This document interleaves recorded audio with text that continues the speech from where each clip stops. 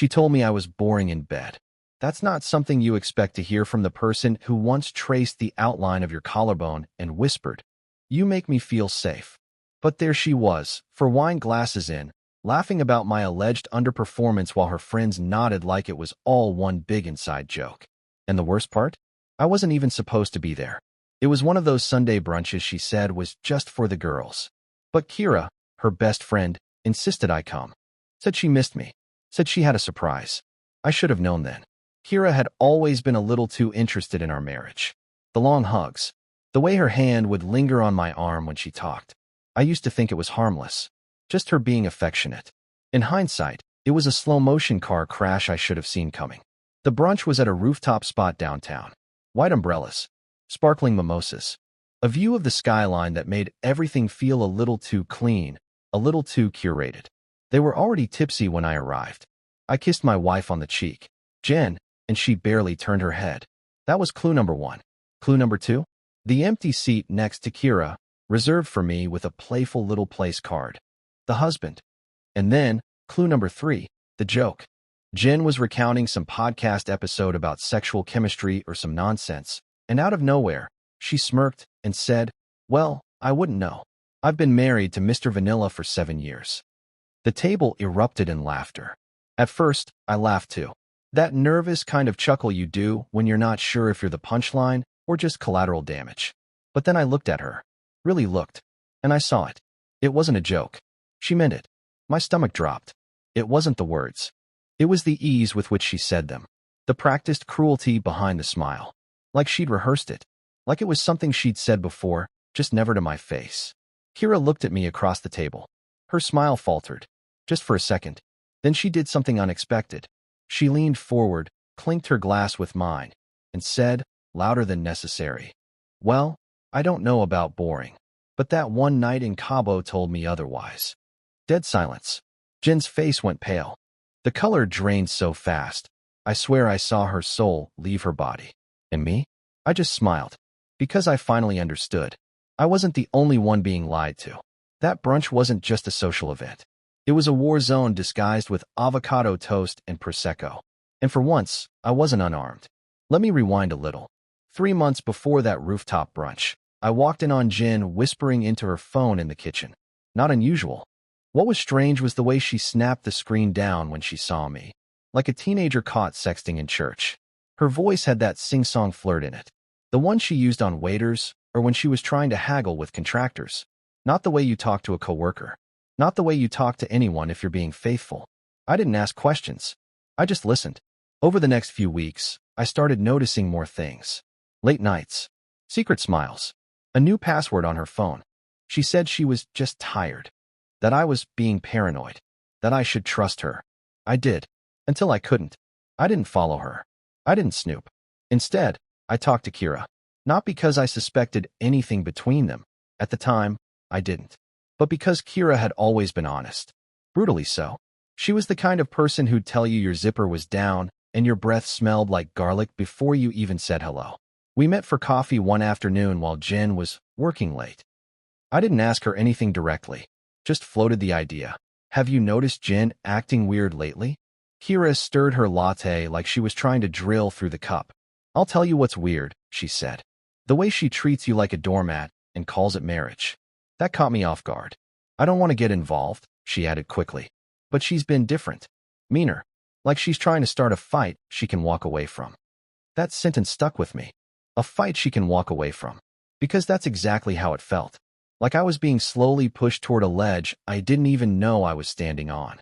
But what Kira said next, that changed everything. "I shouldn't say this," she said, looking around. "But you deserve to know. Jen's been talking to someone. Not just talking. Flirting. Bragging. Like she's proud of it." I asked if she knew who. She didn't answer. She just gave me a look. One part pity, one part apology. 2 days later, she showed up at my office. No warning. Just walked in, closed the door, and said, "I lied. I do know who it is. But you need to see it for yourself." She handed me a small flash drive. "There are screenshots," she said.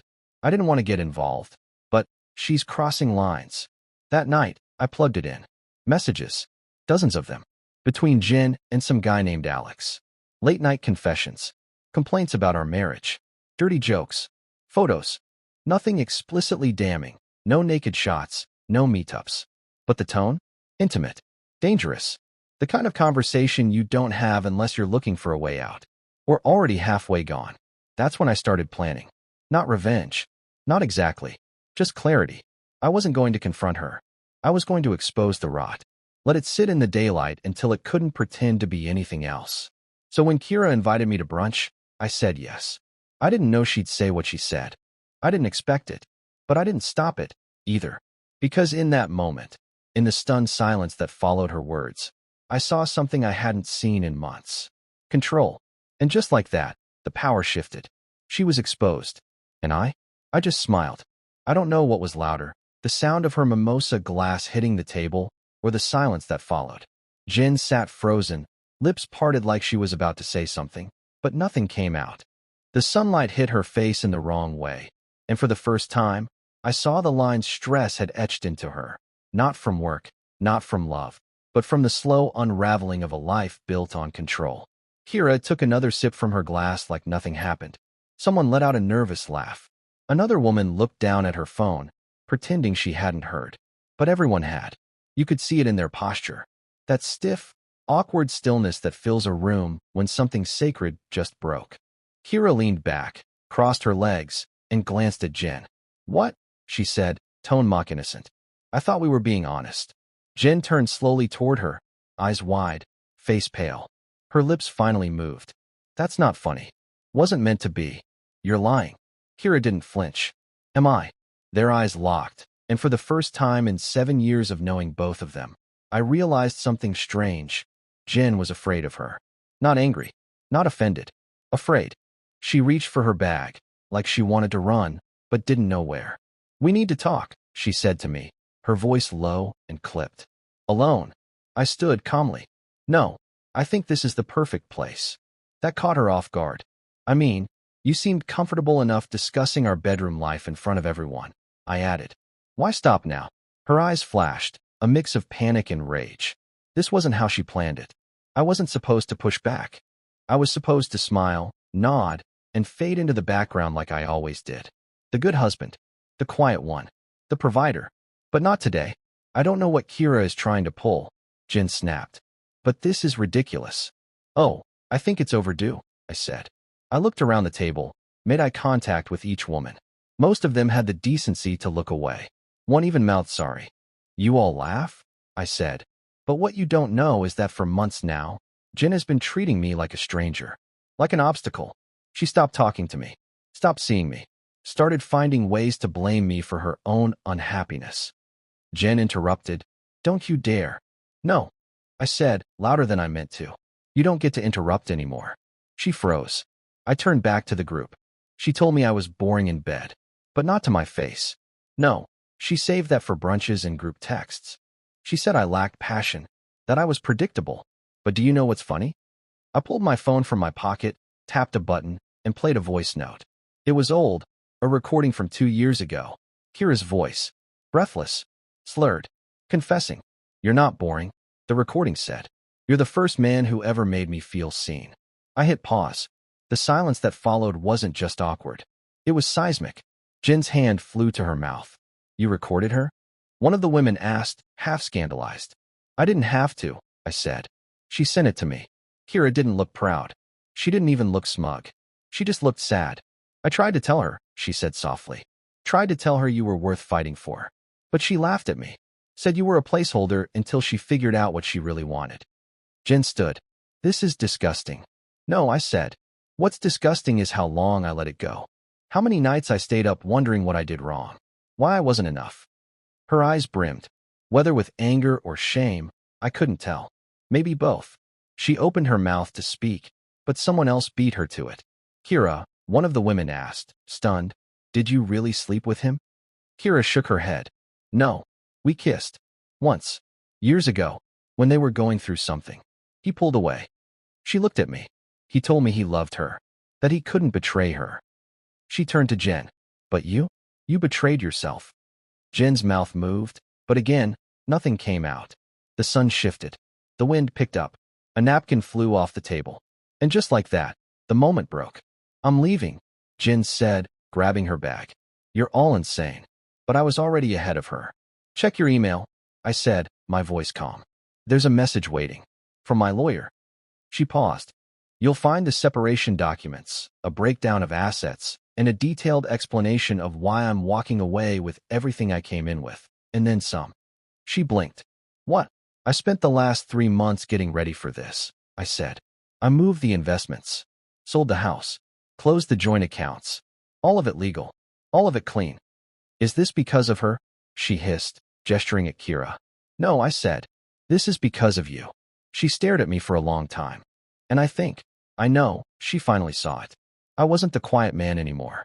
I wasn't the soft place to land after a bad day. I wasn't the joke at the table. I was the man walking away. And she was the one left behind. I didn't watch her leave. That part of me, the one that used to ache when she walked out of a room, had gone quiet. She stormed off the rooftop like someone trying to outrun their own reflection, heels echoing sharp and fast across the stone floor. I stayed seated. Kira didn't say a word. Neither did anyone else. No one followed her. The damage was done. But not by me. I paid the check myself. Generous tip. One last act of generosity for a table that had once toasted to my kindness, only to laugh at my supposed dullness. As I stood, Kira touched my wrist. Are you okay? I gave her a small, tired smile. I'm not sure that matters anymore. We walked down together, but not side by side. There was a distance now, not of blame, but of understanding, that some moments can't be undone. Kira had lit the match, but I had set the firewood. We both played our parts. That night, I went home alone. She didn't come back. Her clothes were still in the closet. Her photos still on the shelves. But the scent of her, that lavender-vanilla mix, felt foreign now, like something left behind by a stranger. I poured a drink, sat on the edge of the bed, thought about the years we spent building something I thought was real.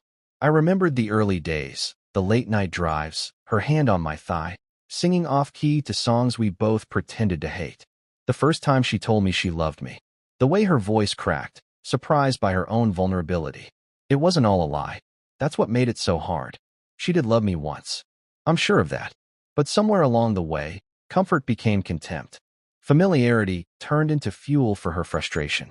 And instead of telling me what she needed, she chose to mock what I gave. 3 days passed. No calls. No texts. Just silence. Then, a knock at the door. I knew it would be her. I waited before opening it. Not because I didn't want to see her, but because I wanted her to feel the pause. To feel that things had changed. She looked tired. Makeup gone. Eyes swollen. I came for my things, she said, voice flat. They're packed, I replied. Spare room. She nodded. No fight. No tears. Just quiet acceptance. She walked down the hall without asking if I'd help.